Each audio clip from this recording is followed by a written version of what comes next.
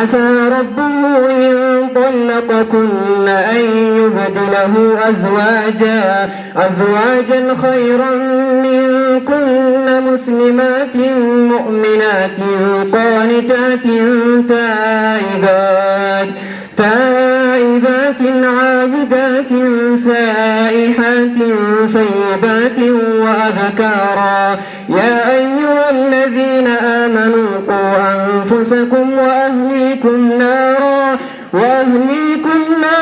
وقودها الناس والحجارة عليها ملائكة غلاظ شداد لا يعصون الله ما أمرهم ويفعلون ما يؤمرون يا أيها الذين كفروا لا تعتذروا اليوم إنما تجزون ما كنتم تعلمون يا أيها الذين آمنوا توبوا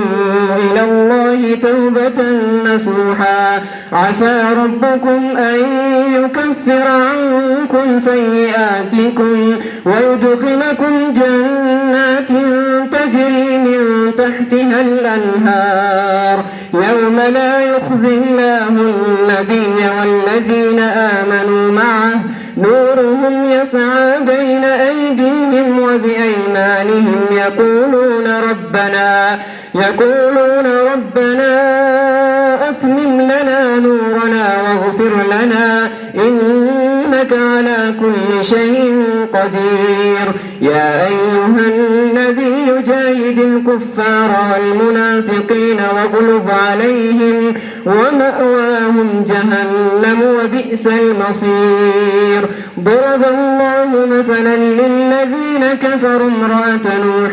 وامرأة لوط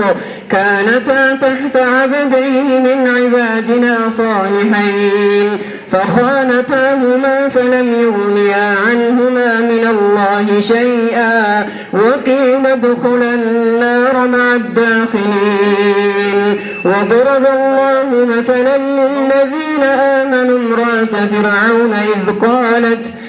قالت رب ابن لي عندك بيتا في الجنة ونجني من فرعون وعمله ونجني من القوم الظالمين ومريم ابنة عمران التي